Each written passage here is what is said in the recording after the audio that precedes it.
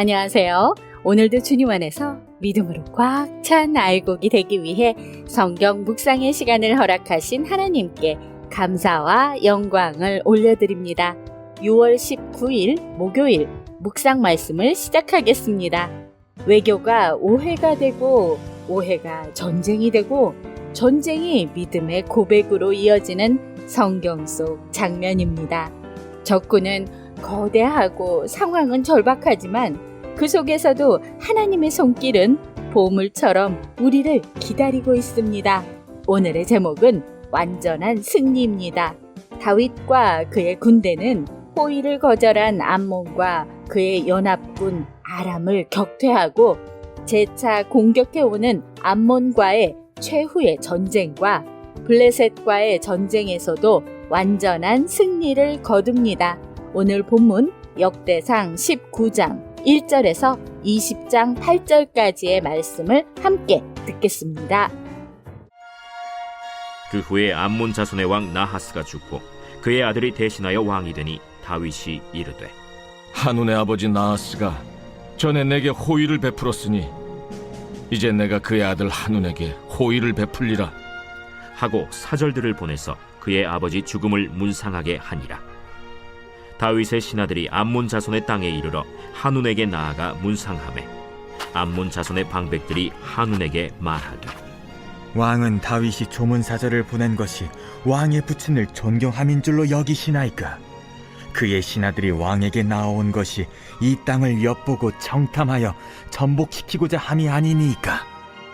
한운이 이에 다윗의 신하들을 잡아 그들의 수염을 깎고 그 의복을 볼기 중간까지 자르고 돌려보내매 어떤 사람이 다윗에게 가서 그 사람들이 당한 일을 말하니라. 그 사람들이 심히 부끄러워하므로 다윗이 그들을 맞으러 보내 왕이 이르기를 너희는 수염이 자라기까지 여리고에 머물다가 돌아오라. 암몬 자손이 자기가 다윗에게 밉게 한 줄 안지라. 한운과 암몬 자손은 더불어 은 1000달란트를 아람 나하라임과 아람 마가와 소바에 보내 병거와 마병을 상내되 곧 병거 32,000대와 마가 왕과 그의 군대를 고용하였더니 그들이 와서 메드바 앞에 진침해 암몬 자손이 그 모든 성읍으로부터 모여와서 싸우려 한지라. 다윗이 듣고 요압과 용사의 온 무리를 보냈더니 암몬 자손은 나가서 성문 앞에 진을 치고 도우러 온 여러 왕은 따로 들이 있더라. 요압이 앞뒤에 진 적진을 보고 이스라엘에서 뽑은 자 중에서 또 뽑아 아람 사람을 대하여 진을 치고 그 남은 무리는 그의 아우 아비새의 수하에 맡겨 암몬 자손을 대하여 진을 치게 하고 이르되 만일 아람 사람이 나보다 강하면 네가 나를 돕고 만일 암몬 자손이 너보다 강하면 내가 너를 돕리라. 너는 힘을 내라. 우리가 우리 백성과 우리 하나님의 성읍들을 위하여 힘을 내자. 여호와께서 선히 여기시는 대로 행하시길 원하노라.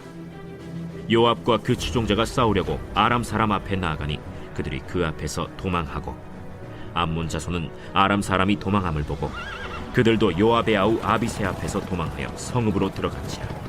이에 요압이 예루살렘으로 돌아오니라. 아람 사람이 자기가 이스라엘 앞에서 패하였음을 보고 사신을 보내 강 건너편에 있는 아람 사람을 불러내니 하다데셀의 군대 사령관 소박이 그들을 거느린지라. 어떤 사람이 다윗에게 전하매 다윗이 온 이스라엘을 모으고 요단을 건너 아람 사람에게 이르러 그들을 향하여 진을 치니라. 다윗이 아람 사람을 향하여 진을 치매 그들이 다윗과 맞서 싸우더니 아람 사람이 이스라엘 앞에서 도망한지라. 다윗이 아람 병거 7,000대의 군사와 보병 4만 명을 죽이고 또 군대 지휘관 소박을 죽이매 하다데셀의 부하들이 자기가 이스라엘 앞에서 패하였음을 보고 다윗과 더불어 화친하여 섬기고 그 후로는 아람 사람이 암몬 자손 돕기를 원하지 아니하였더라. 해가 바뀌어 왕들이 출전할 때가 되매 요압이 그 군대를 거느리고 나가서 암몬 자손의 땅을 격파하고 들어가 랍바를 에워싸고 다윗은 예루살렘에 그대로 있더니 요압이 랍바를 쳐서 함락시키매 다윗이 그 왕의 머리에서 보석 있는 왕관을 빼앗아 중량을 달아보니 금 1달란트라. 그들의 왕관을 자기 머리에 씁니다. 다윗이 또 그 성에서 노략한 물건을 무수히 내오고 그 가운데 백성을 끌어내어 톱과 쇠도끼와 돌서래로 일하게 하니라. 다윗이 암몬 자손의 모든 성읍을 이같이 하고 다윗이 모든 백성과 함께 예루살렘으로 돌아오니라. 이후에 블레셋 사람들과 게셀에서 전쟁할 때에 후사 사람 십부게가 키가 큰 자의 아들 중에 10배를 쳐 죽임에 그들이 항복하였더라.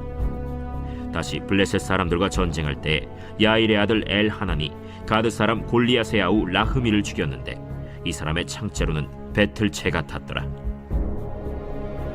또 가드에서 전쟁할 때 그곳에 키 큰 자 하나는 손과 발에 가락이 6씩 모두 24이 있는데 그도 키가 큰 자의 소생이라.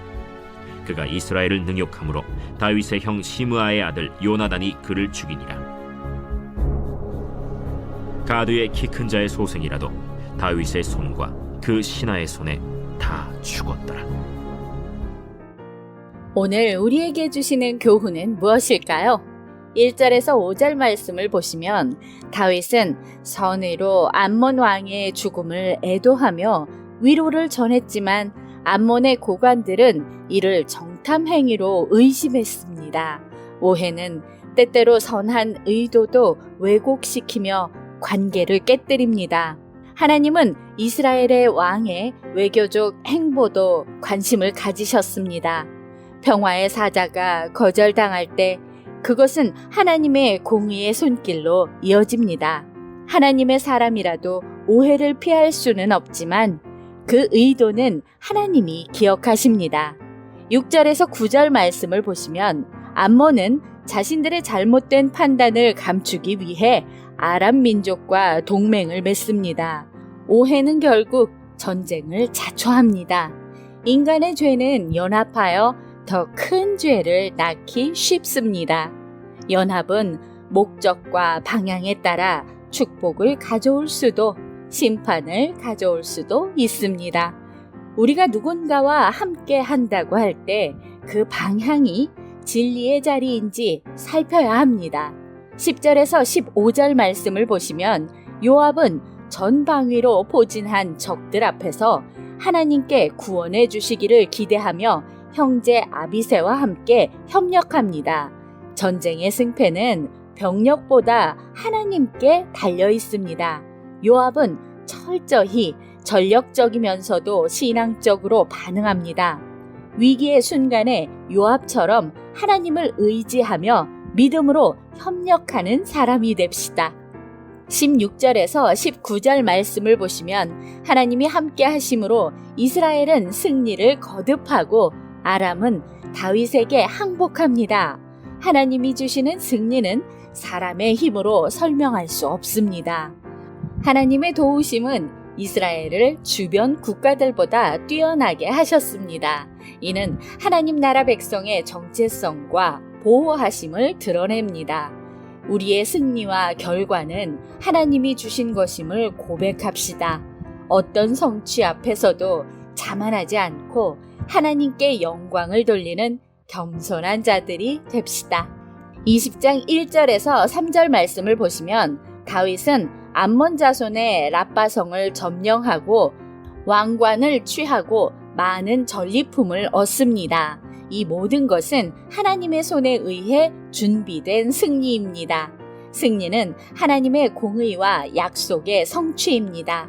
다윗은 하나님의 왕권을 실현하는 도구로 사용됩니다. 우리는 하나님이 허락하신 자리에서 그분의 통치를 드러내는 도구가 되어야 합니다. 세상의 성공보다 하나님의 뜻을 이루는 승리의 도구들이 됩시다.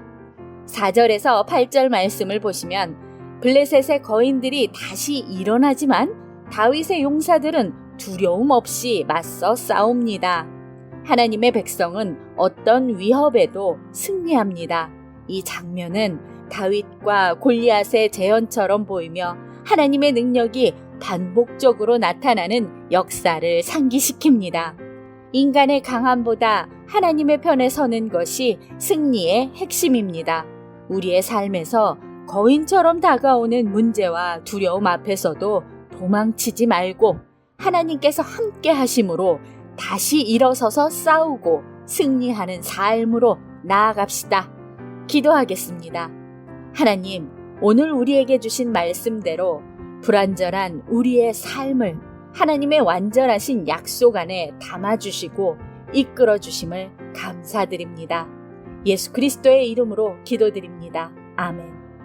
세상은 싸움터 같고 사람은 때때로 오해하고 문제는 거인처럼 다가오지만 하나님은 언제나 진심을 기억하시고 믿음의 싸움에 개입하십니다.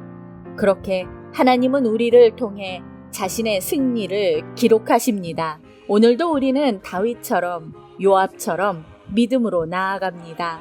우리의 수염이 잘려도 바지가 찢겨도 하나님의 손길을 먼저 바라보며 강하고 담대하게 나아갑시다.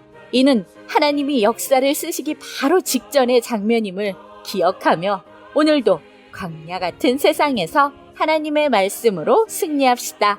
저는 내일 다시 찾아뵙겠습니다.